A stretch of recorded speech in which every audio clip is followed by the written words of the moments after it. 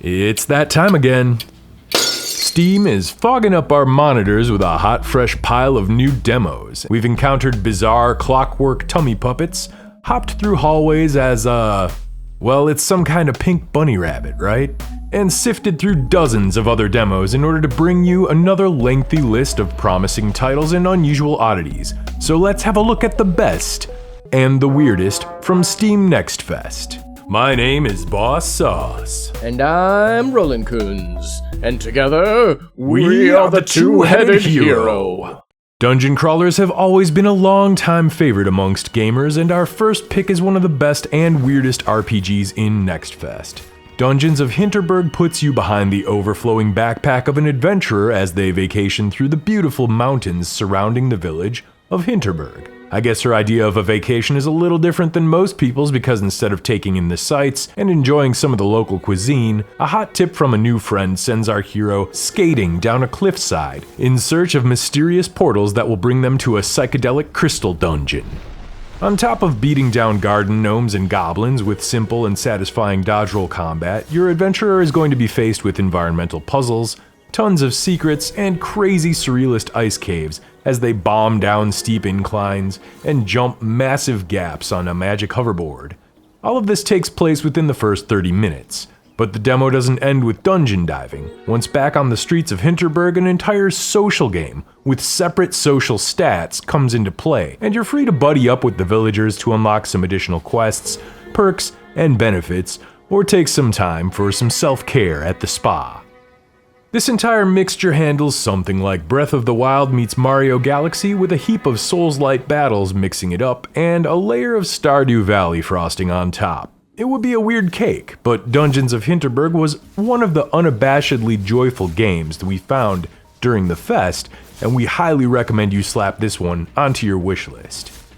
But maybe you're in the market for something a little stranger, something that scratches the itch of ancient grid-based hack and slashers while still looking like it belongs in this decade. Something that features mask-based gameplay and a tower full of crazy cultists. Yeah, you need to check out Tower of Mask. Ooh, somebody stop me! Not that mask. This RPG pulls from the ancient formulas that dungeon crawlers like Wizardry popularized long ago. Dark hallways filled with devious puzzles, murderous monsters, and deadly traps, all wrapped up in a map made out of graph paper squares. But Tower of Mask does things a little differently. The interface is minimalistic, and a single key tap brings up a cursor that you can use to push buttons, pick up loot, and throw things around. Your character stats and inventory are all at a glance here too.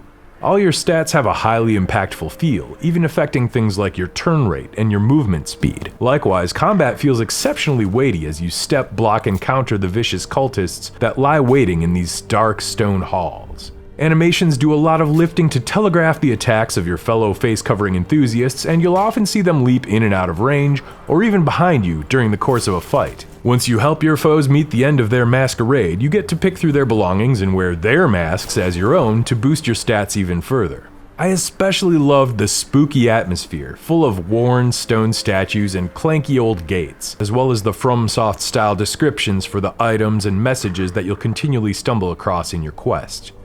Tower of Mask is sure to appeal to that tiny cross-section of gamers like myself that love step-based movement in RPGs, but also enjoy a spooky mystery. So if that's you, make sure you wishlist this one too. Let's take a step out of the Dark Ages and into the wild and wonderful world of giant robots. Kriegsfront Tactics puts you in command of a handful of big stompy metal dudes that have to complete a campaign of deadly tactical jungle missions in an alternate 1970s. How do I know it's an alternate 1970s? Well, just listen to the glorious Grandpa Rock soundtrack right here.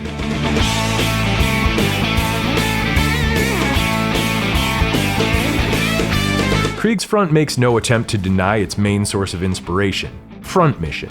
This much-beloved series of mech tactics games from Squaresoft hasn't seen a proper sequel in over a decade. No, don't talk to me about the remakes. While the Wanzers of Front Mission rust from disuse, Kriegsfront brings back the steel-on-steel action that we've been craving. In the field, mechs are capable of advanced positioning, Facing, overwatch, and firing lines all mean a lot, and the player gets the pleasure of lining up sniper shots and artillery strikes on their enemies, which really helps it feel like you have a personal hand in your victories. The game even has cool combat cutscenes that emulate the best parts of Front Mission's combat, down to the deliciously crunchy PS1 style graphics. Turn-based tactics are one of our favorite go-to vices when it comes to video games, and Kriegsfront stands to deliver on this front. The store page states that your mechs and squad will be fully customizable over the campaign, and I can't wait to see these iron giants in the garage for a good tune-up session before taking them onto the field to cause more massive forest fires again. This is definitely one for strategy fans and giant robot lovers alike to keep an eyeball on. If you're looking for something stranger but still want to take the controls of a giant stompy robot, well guess what? You're in luck. We have BC Piezophile to thank for that. Strap into the pilot seat of a massive unwieldy underwater mech in order to do something. It might not be super clear what you're doing and how, and BC Piezophile buries much of its relevant info behind an in-game encyclopedia, which can make it even more dry and confusing to parse. But the feeling of being stuck behind the controls of several tons of metal and machinery is undeniable, even as you slowly jet around the ocean and navigate dangerous trenches. The interface is totally awesome, filled with all sorts of gauges and toggles and lights that, well, I have no idea what they do. When your giant robot says it's depressed, I'm not sure what to do about that either, but I really want to try to make it feel better.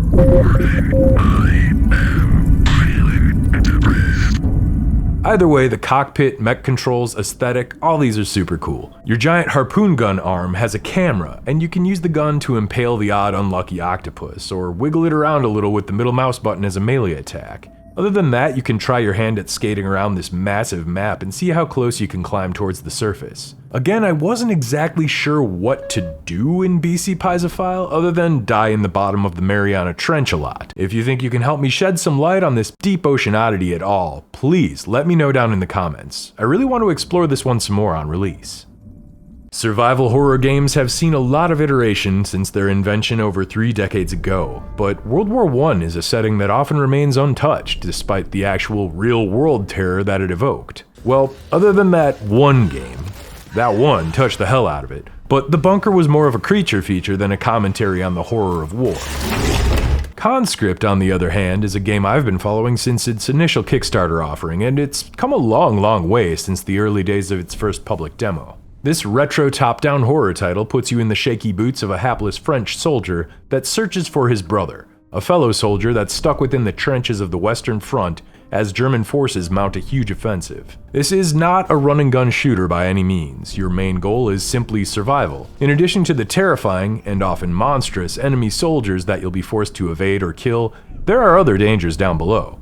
The trenches are a puzzle box of locked doors and barriers, mustard gas, mortar shells, and worst of all, limited saves, all number amongst the terrors that you'll have to endure. There's something about Conscript's fuzzy, pixelated visuals and gloomy art design that just looks grimy and hopeless, and I'm totally here for it. With the July 23rd release date quickly approaching, this one-man project is finally within reach. I can't wait to slap a shell into my trench gun and struggle my way through it. But let's say your survival horror weapon of choice is a keyboard rather than a trench gun. In that case, take a look at Blood Typers. In this zombie-slaying type-em-up, you'll be choosing from one of 6 characters, each with different stats and appearances, before entering a mansion full of flesh-hungry monsters. Blood Typers is an interesting twist on both the typing game and the Resi clone. Every action you take, movement, fighting, combat, inventory management, all of it, requires you to type in one of these magic words you see floating around on the screen here. Moving around usually just requires a 3-letter command, while taking out a zombie can only be done with a few well-placed words in sequence. Within the first minute or two, you start to see the patterns. Slash commands are needed for any specific character action, like eating a sandwich or picking up a weapon. Inventory space is limited, but your gear's always laid out right in front of you in this item bar at the bottom of the screen. This is pretty convenient because everything in the game plays out in real time, which makes accuracy and speed equally important when it comes to battling the Walking Dead with your dictation skills. This game might be a little rough around the edges, especially when it comes to the presentation, but if you're a fan of the tiny subgenre of horror games that require word processing skills, and yes, there's more than you'd think, take a look at Blood Typers. After all of this horror gets your adrenaline going, it might be nice to take a little breather, and strategy games are the perfect cooldown after a long day of getting spooked. I'm not sure who first decided it was a good idea to take one of the all-time frantic arcade shooter favorites and turn it into a complex and challenging squad tactics game, but I am sure that they stumbled onto something special here. Metal Slug Tactics is a strategy game that focuses on momentum and teamwork. Rather than taking the simple cover-based grid approach we see so often in squad tactics and role-playing titles, this game puts constant repositioning and combo attacks at the forefront. Building up adrenaline meters allows your pixel soldiers to unleash some devastating attacks or useful crowd control, because there's always another angry desert swordsman out for your blood. Add in a huge pile of random rewards, special abilities, and a level up system, and we get this deep, engaging experience that aims to stand tall with the rest of the Metal Slug franchise. Plus, it absolutely nails the art style. Metal Slug Tactics looks and feels like a long-lost treasure from the heyday of SNK, and I'm ready as ever to wage 16-bit war when this game finally comes out. So what if you took Metal Slug Tactics, swapped out the assault rifles for tactical magic staffs, replaced all the cartoony soldiers with wizards and warlocks of all kinds, and added in an unhealthy fascination with launching people out of windows?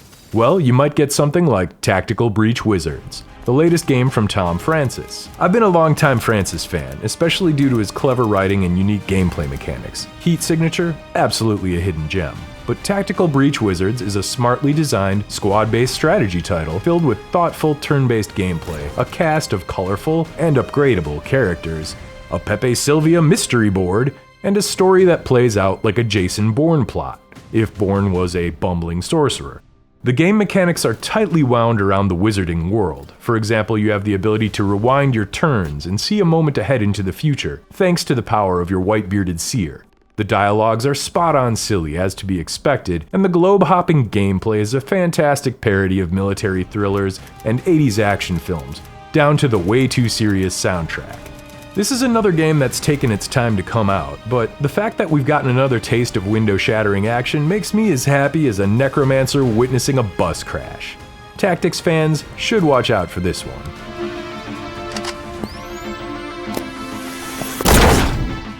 If we take away the horror in survival horror, we're left with only survival.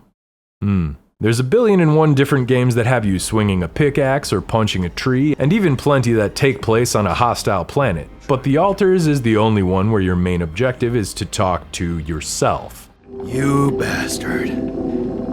Slap on the space suits and moon boots of Jan Dolsky, intrepid space construction worker. When a corporate-sponsored mineral survey on a faraway planet goes horribly wrong, leading to the deaths of the entire rest of the crew, Jan finds that the only way to escape this world is to clone himself and alter his life path using a trusty quantum computer and a sample of a new miracle element, unobtainium, rapidium. As you flee from the burning radiation of the planet's 3 suns and head towards an extraction point, you'll find there's plenty of crafting, base building, and mineral mining during your survival mission, but dealing with your clone's mood meter is key to success here. It takes a lot of teamwork to keep this giant motorcycle tire moving, and finding common ground with your altered personalities is just as important as finding the resources needed to endure this hostile land.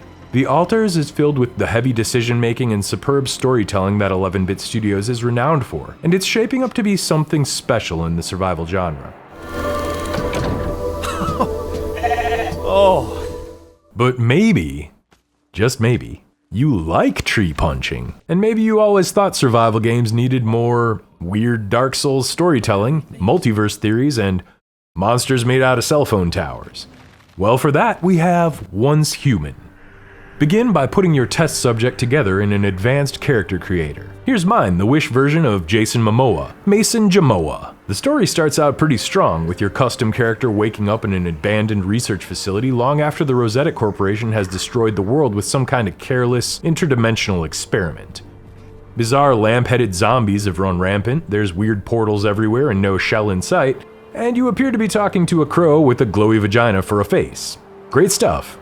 But don't worry, after hacking apart several suitcase-faced monsters and talking to the prerequisite creepy little girl, you'll find yourself in the familiar territory of hitting a rock with another, smaller rock in order to gain the resources needed to outfit your survivor and try to restore the world to a more suitable state. Take down that tutorial boss and you get to Fortnite your way around a single massive map, shared with all the other players that are on the same server.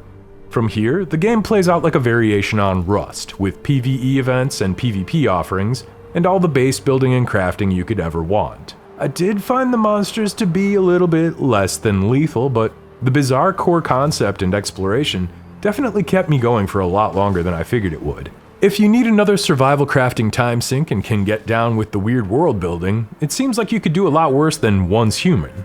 Take a look for yourself. If all this tree punching and rock slapping has got you riled up, maybe it's time to take up a relaxing hobby, like gardening. In Grun, you take on the role of a handyman that has the task of turning a neglected lawn into a blossoming terrace, using only the awesome powers of landscaping. Grun is absolutely charming, from its soothing chop-chop of the gardening shears to its wobbly watercolor painting visuals. However, as you clip the grass, pick up the trash, and trim the hedges, you get this strange feeling that you're being watched. Yep, there's ghosts. But maybe they're not the ones to be truly afraid of.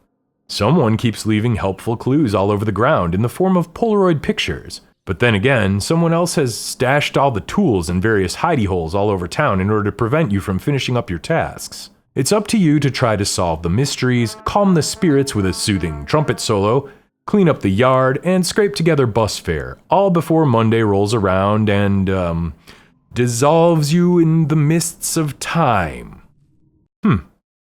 Grum boasts over 30 endings, 5 of which are available in the demo. From this interesting take on time loop gameplay to the supernatural mystery, I found myself totally intrigued by this little adventure. Maybe you will too.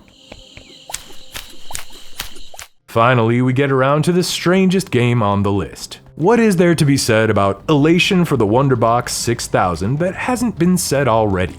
I mean, apparently it's the highest form of art ever to grace a console, and singing its praises can get you death threats. Or worse, a forum ban. Put your most prized Hummel figurine in your pocket, get a motivational speech from the tiny man that lives in your wall, and hop the bus into town in search of the most coveted game ever created. There's not a whole lot of game in the demo per se, but the crunchy tunes and handcrafted claymation visuals are truly unique here. This is an art game going for a vibe all its own, and I can appreciate that. If you're looking for something adjacent to a walking sim and just can't get enough lo-fi graphics, this is definitely one to watch out for. So there we have it. It's a dozen more of the best and weirdest demos that Steam Next Fest could provide. Is there one that made your wish list? Or one that we missed? Let us know down in those comments. We appreciate each one of you taking the time to hang out with us today. If you want to help us out, like and share the video and sub to our channel. Hitting that notification bell also makes a big difference, since YouTube visibility is always such a hit and miss game to play. Or better yet, head on over to our Patreon page and pull up a pint at the Heroes Tavern. 2 doubloons per month gets you early access to all of our videos, and higher tiers gain access to additional exclusive perks and bonuses. A hearty thank you goes out to all the proud champions that continue to support us on Patreon and Ko-Fi, such as our champion at the Seat of Honor level, Wolfgang Bristol, and all those that take a seat at the Heroes table level, including Jaducible, KK, Spinal Pine, and Vulpes, and all the rest. Your comments and donations truly keep us going, and we wouldn't be doing it without the support of our fans and Patreons. So thanks for going on this wild journey through the steamy jungles of Next Fest with me. Take care, and we'll see you on the next Two-Headed Hero.